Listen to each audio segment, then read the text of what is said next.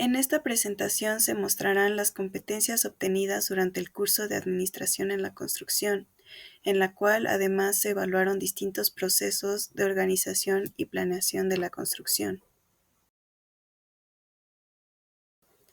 La principal diferencia entre administración y gestión es que la gestión abarca más que la administración, pues en la administración implica organizar y dirigir recursos para maximizar la eficiencia empresarial, y lo puede hacer un contador. En el caso de la gestión, interviene estratégicamente para que las cosas salgan con éxito, y se debe conocer sobre materiales, procedimientos y costos, por lo que lo tiene que hacer un arquitecto o ingeniero. El ciclo administrativo es un proceso que incluye planear, organizar, dirigir, ejecutar y monitorear recursos para alcanzar objetivos organizacionales de manera eficiente y efectiva. Se generó un proyecto de simulación empresarial con el fin de conocer la constitución y formas de operación de las empresas constructoras. Se generó un nombre, logo y eslogan, así como se redactó la misión de la empresa, en la cual se explica el objeto de trabajo y su valor agregado. También se redactó la visión, el cual es un párrafo corto en el cual se responden a preguntas como ¿a qué aspira la empresa y cómo nos vemos en el futuro? Sin embargo, se redacta en presente. También se establecieron los valores de la empresa, las cuales son sus pautas de comportamiento y deben de enganchar a la gente. Posteriormente se generó un organigrama. Existen diferentes tipos como el vertical, horizontal, radial y mixto. Sin embargo, para este caso se escogió el organigrama radial, con el cual se puede observar una unidad en la estructura interna de la empresa, así como las diferentes áreas de la misma y sus jerarquías. Finalmente se generó un portafolio de servicios, los cuales tienen como enfoque la salud mental, la cual es nuestra propuesta de valor. A continuación se explicará la etapa 2, en donde se explicarán las leyes y reglamentos que norman a la construcción. Se empieza con la licencia y el uso del suelo, la cual define los usos predeterminados según sea el plan de desarrollo urbano, y especifica el uso detallado y restrictivo relacionado con el proyecto, para posteriormente pasar al alineamiento, el cual define los límites del terreno respecto a la vía pública. Se determina con un estudio topográfico y normas municipales. Como consecuencia, nos dan un documento resultante, el cual es la constancia de alineamiento y asignación de número oficial. Posteriormente pasamos a la segregación, que es la separación de una parte del inmueble para formar uno nuevo. Este requiere licencias administrativas, a donde especifica un uso detallado y restrictivo relacionado con el proyecto. Posteriormente se pasan a las factibilidades, las cuales analizan la variabilidad técnica, económica, legal y ambiental, estimadas por municipios y organismos de servicios públicos. Después pasamos a la licencia de construcción, la cual es autorizada por gobiernos locales y departamentos de obras públicas. Después tenemos lo que es protección civil, el cual se encarga de verificar que la construcción cumple con las medidas de seguridad requeridas. Y la documentación técnica que nos van a pedir es el proyecto arquitectónico para la licencia del uso de suelo. Este incluye un croquis de ubicación, planos topográficos y arquitectónicos, indicando nombres y dimensionamiento de áreas. Después pasamos a las autoridades clave, las cuales son las municipalidades o ayuntamientos, encargados de las licencias del uso de suelo y construcción. Organismos técnicos, los cuales son la Secretaría del Medio Ambiente, y organismos de servicios públicos, como lo es el agua y la electricidad. De ahí tenemos los criterios técnicos, que es la aplicación de coeficientes, como lo es el COS, coeficiente de ocupación del suelo, y el CUS, que es coeficiente de utilización del suelo. También nos van a pedir un cálculo de densidades en función de normativas locales. Y es importante mencionar el CAP, que este garantiza la sostenibilidad ambiental para mejorar la calidad de vida y fomentar la infiltración de agua al suelo para poder reducir los efectos del calor urbano. Y bueno, acá se presenta una propuesta de concurso de licencia de trámites de alineamiento y número oficial con el uso de suelo, a donde podemos observar que vienen las bases del proyecto, las especificaciones de los alcances y la estrategia de pago del presupuesto, el cual se divide en dos, que es el primer pago a donde será pagado un 40% de anticipo y después un 60% a donde se finiquitará. Vemos algunos documentos requeridos y en todo momento se cuenta con un calendario de actividades a donde se especifica los trámites que se harán, los costos sin IVA, con IVA y los días hábiles que se trabajarán.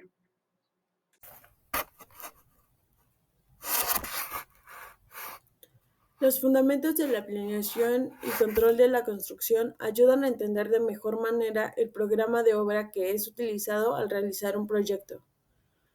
La planeación y control de obra es la coordinación de recursos humanos, de equipo, financieros y de materiales en un tiempo y costos determinado. Un buen gerente debe de saber balancear los costos, la calidad y el tiempo para así poder lograr los objetivos del proyecto. Algunos de sus papeles son coordinar y supervisar, asegurar eficiencia y debe de involucrarse en aspectos financieros y legales del proyecto. La ruta crítica es el proceso administrativo que abarca la planeación, la organización, la dirección y el control de las actividades que se realizan en el proyecto. Se origina por dos métodos. El primero es el método PERT, que en este se encarga de controlar el tiempo de ejecución de diversas actividades del proyecto, mientras que en el segundo busca el control y la optimización de recursos mediante la planeación y la programación. También se divide en dos ciclos. El primero es la planeación y programación y el segundo la ejecución y control. Se identifican las actividades, se establecen las secuencias de los tiempos y se construye la red de actividades, mientras que en la ejecución y control se lleva a cabo las actividades planeadas y se hacen constantes ajustes para que quede de mejor manera el plan. En la parte de programación de obra tenemos este ejercicio que tiene duración 10 semanas. Nos están presentando 5 partidas y ya nos dan el monto del contrato y el anticipo en porcentaje. En esta parte podemos ver que las duraciones semanas de la partida es entre el monto de por partida aprobado. En el caso de la primera semana, que es preliminares, nos están dando el 3%. El monto total de esta partida es el 3% del contrato. Esto nos arroja 173,000 y en el caso de cimentación, como dura 2 semanas, este porcentaje del 17%, que equivale al 17% del monto contrato, se divide entre las semanas que va a durar, semana 2 y semana 3, respectivamente. En el caso, por ejemplo, de acabados, tenemos que va a durar 5 semanas y el monto que se le está destinando del monto total del contrato es el 33%. Entonces, este 33% se divide entre las 5 semanas que va a durar, ya que esto nos beneficia para tener un control de semana a semana, tener flujo de efectivo para las cosas que se van necesitando en esa semana. Con este escenario tenemos la estimación semanal con amortización del anticipo. Nos presentaron 10 estimaciones y bueno, el monto amortizado es el monto estimado por el monto del anticipo en porcentaje. En el monto pagado es el monto estimado menos el monto amortizado. Y en el caso del monto estimado, que es el monto de la estimación, es el monto pagado más el monto amortizado. Y en el caso de obtener las facturas, pues estos montos se van multiplicando con el IVA para que nos arroje el monto factura, que es el monto pagado más el IVA. Esto pues se tiene que sacar individualmente para poder obtener bien el monto factura. Y continuando con este escenario, nos damos cuenta que en la erogación semanal en pesos es entre el monto del contrato. La suma de la erogación semanal en pesos hasta la semana indicada nos arroja la erogación acumulada semanal en pesos. Para obtener las gráficas de este escenario, es la erogación acumulada en pesos por la estimación. Y estos datos se tienen que tomar del avance programado con las erogaciones. En el caso de la columna 2, que es el avance real acumulado, esto se toma desde el avance real y es la erogación acumulada semanal en pesos por la estimación. De tal forma que ya tenemos una gráfica que nos arroja las tres vertientes en las cuales podemos relacionar el tiempo y el dinero. Y pues estas gráficas nos ayudan a tener un control visual. Bueno, ahora pasamos a la etapa 4 de nuestra formación como administradores de obra. Hablemos de la CMIC. ¿Qué es la CMIC? Es la Cámara Mexicana de la Industria de la Construcción, la cual es un organismo que representa a las empresas constructoras en México desde 1953 y que su objetivo es promover la profesionalización del sector, fomentando buenas prácticas y apoyando el desarrollo sostenible, mediante la capacitación, asesoría y representación. La CMIC cuenta con una serie de manuales, los cuales promueven la eficiencia, calidad y cumplimiento normativo del sector de la construcción. En base a los manuales de la CMIC, pudimos identificar 5 subtemas diferentes, categorizando su contenido y desglosando su aprendizaje. Entre estos subtemas tenemos planeación y administración, supervisión y control, normatividad y legislación, técnicas y tecnologías, y capacitación y profesionalización. Y llegamos a la conclusión que estos manuales son esenciales para estandarizar procesos y mejorar la calidad y eficiencia dentro de la construcción mexicana. En esta última etapa también realizamos nuestro portafolio profesional. Contar con un portafolio profesional antes de salir de la universidad es fundamental para destacar en un mercado tan competitivo. En este portafolio debemos desglosar nuestras habilidades, conocimientos y proyectos realizados. También es importante, ya teniendo este portafolio profesional, publicarlo en plataformas como LinkedIn, el cual nos va a ayudar a divulgar nuestro contenido y a conectar con profesionales del sector y a tener más exposición como nuestra marca personal y como profesionales. A continuación tenemos los elementos clave de un portafolio profesional. Para empezar, tener tu currículum actualizado es esencial. Después deberás incluir una breve introducción personal que resuma tu formación, intereses y objetivos. Después, deberás incluir proyectos relevantes en los cuales destaques el rol que cumpliste en cada uno de ellos.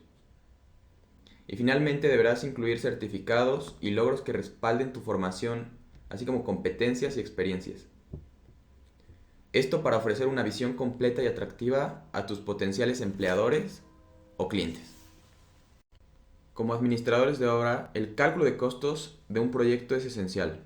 Para ello debemos tener en cuenta factores tales como el tipo de proyecto, los acabados, el costo por metro cuadrado, los metros totales y la utilidad. Estos para estimar la propuesta con mayor exactitud. Estos cálculos nos permiten tomar decisiones informadas y estar dentro de los márgenes financieros disponibles. Todos estos factores los podemos identificar en la parte posterior de la tabla. En el cálculo de costos, primero debemos empezar identificando el tipo de construcción y los metros totales. Después se desglosan los costos directos que incluyen materiales, mano de obra y equipos. A esto se le suman los costos indirectos para finalmente añadir un porcentaje de la utilidad para determinar el precio de venta.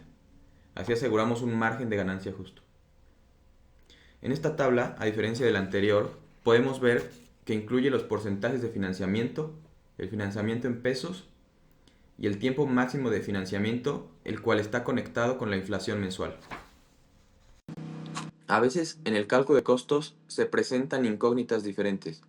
Por eso es importante aprender a calcular el costo directo, los costos indirectos, la utilidad y el precio de venta. Esto es fundamental para entender cómo se estructura el presupuesto de un proyecto.